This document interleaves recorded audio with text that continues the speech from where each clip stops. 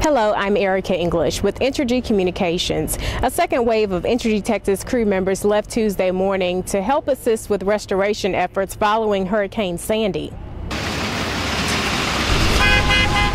The team is led by Frank Galassi, line supervisor from the Port Arthur network. The additional crew members raised the Entergy Texas contingent to 84 workers.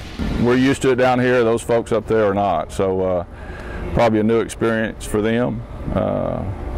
Supposed to be the biggest storm they've ever had, so going to be a lot of people probably that are still there that didn't evacuate, which always is a big concern as far as us getting around and then people expecting their light. So we'll go up there and do what we do. A team of scouts were deployed in advance. Once it's safe to do so, the team will assess damage after the storm has passed. When we're in need down here, they always come to help us. So part of our mutual assistance group, and basically anything east of the Mississippi, we go that way to help in times of need. After hearing the news of Entergy Texas's assistance, Facebook fans began to issue their well wishes to the crew. Spouses of employees expressed their appreciation for the community's support of their loved ones. The first wave of Entergy Texas employees left over the weekend.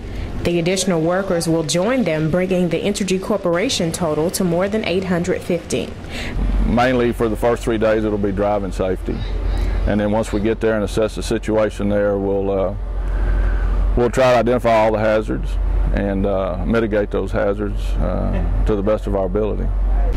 Hurricane Sandy made landfall Monday evening in New Jersey. Entergy's travel teams report they expect to begin restoring service when the weather settles and conditions are safe enough to work.